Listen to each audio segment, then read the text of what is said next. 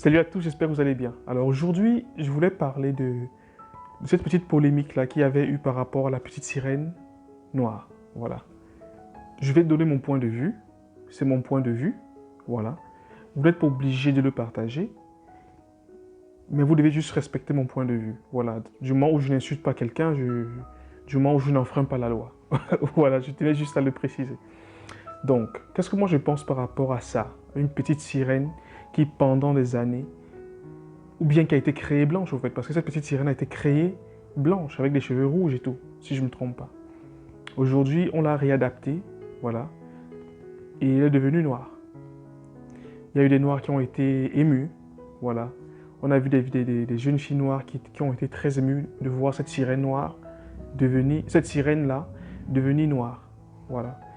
Et puis on a eu des gens, voilà, qui ont été contre, des gens qui ont été pour. Quand je dis bien des gens, je ne dis pas des gens de couleur blanche, des gens de couleur noire.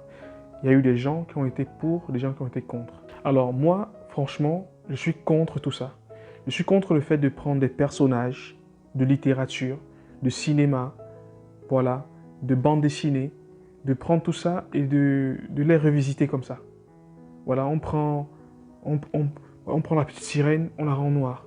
Un peu comme pour plaire un peu, non, à la communauté noire. Donc voilà, contentez-vous aussi, on a pensé à vous, tu vois.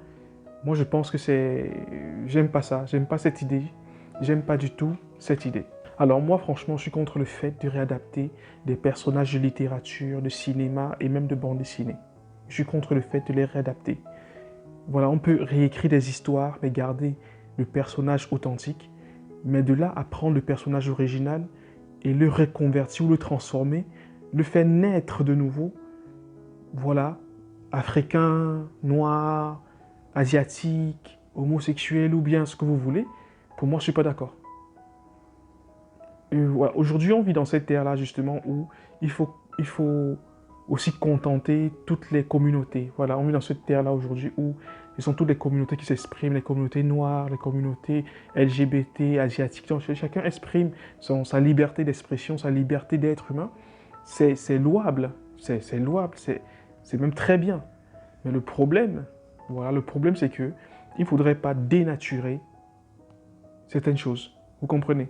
S'il faut des super-héros noirs, des super-héros LGBT, des super-héros chinois et tout, créons-les, dessinons-les, créons-les, quoi.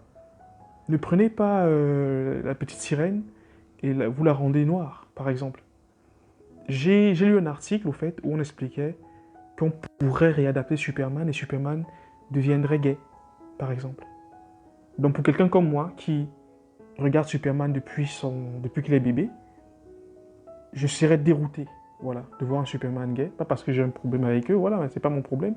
Mais dans ce concept de Superman, ça sera très déroutant. Voilà, ça sera très déroutant. Et surtout pour moi, ça serait comme juste vouloir plaire à une communauté. Comme ils ont fait avec la sirène noire. Moi, je suis noir, par exemple. Mais à moi, ça ne me plaît pas qu'on prenne la sirène blanche et on la rende noire. Ça ne m'a pas plu du tout.